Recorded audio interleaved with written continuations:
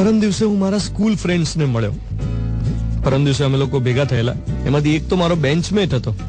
અમે એક જ ક્લાસમાં એક જ પાટલીએ બેસતા, હાઈટને કારણે. કારણ કે અમે નાના હતા ત્યારે અમે બંને ગટ્ટી, એટલે આગળની બેન્ચ ઉપર બેસવા મળે. એનીવે, તપન એનું નામ. તપનને હું લગભગ એમ ગણો કે 20 વર્ષ પછી મળ્યો. અત્યારે તો એ બિઝનેસ કરે છે, પણ એની વાતોમાં જબરદસ્ત પોઝિટિવિટી ફીલ કરી મેં. અમે 4 જણા હતા, એમાંથી 4 જણામાંથી 3 ફ્રસ્ટ્રેટેડ હતા. અમને લોકોને સિસ્ટમ સામે વાંધો હતો. અમે દરેક વસ્તુમાં દોષ જોતા હતા. અમને સરકારનો દેખાતો હતો, પોલિટિશિયનો નક્કામાં લાગતા હતા. અમને એમ થતું હતું કે બધી વાતો છે, પોકળ વાતો, આ દેશનું કંઈ નહીં થાય. ખોટી આશાઓ દેખાડીને લલ્લુ બનાવે છે બધા.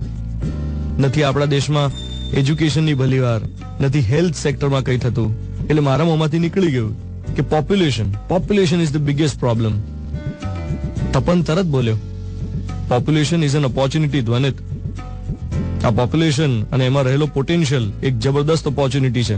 તું વિચાર, આપણે ત્યાં ઘરે બેસી રહેલી હાઉસવાઇફ્સ, જો એમનો પોટેન્શિયલ એકચ્યુઅલી યુટિલાઇઝ થાય તો કેટલું જબરદસ્ત રેવોલ્યુશન આવી શકે.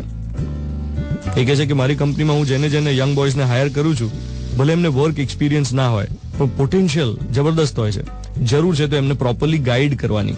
એવા લોકો જોઈએ જે ટેલેન્ટને નર્ચર કરી શકે. 100 માંથી 2 લોકો જો સારા હશે ને, તો એ 2 પણ ક્રાંતિ લાવી શકશે. એ 2 રેવોલ્યુશન ઊભું કરશે. કારણ કે નેચરનો લો છે ઇક્વિલિબ્રિયમ. દરેક વસ્તુમાં એની મેળે ઇક્વિલિબ્રિયમ આવતું હોય છે. So I look at it, every difficulty is an opportunity.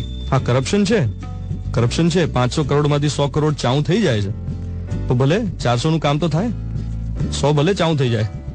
દુનિયાની કોઈ જગ્યા એવી નથી જ્યાં બધું એકદમ રાઈટ હોય. તો પોઝિટિવ રહીને આપણે આપણી વેલ્યુ સિસ્ટમમાં કોમ્પ્રોમાઇઝ ના કરીને આપણું કર્યા કરીએ તો વાંધો ના આવે. Just do your duty. આ બધું તપન બોલ્યો.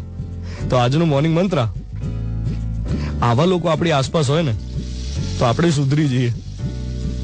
તમારી આસપાસ એવા લોકોને રાખજો જે તમને આગળ લઈ જાય, નીચે ખેંચે નહીં. નીચે પાડતા લોકોથી દૂર રહેવું, મનમાં નેગેટિવિટી ઇન્જેક્ટ કરતા લોકોથી દૂર રહેવું. સવારના 7:12 થઈ રહી છે. Radio Mirchi 98.3 FM, 15th July 2014. હું છું Dhvanit. Good morning my dear.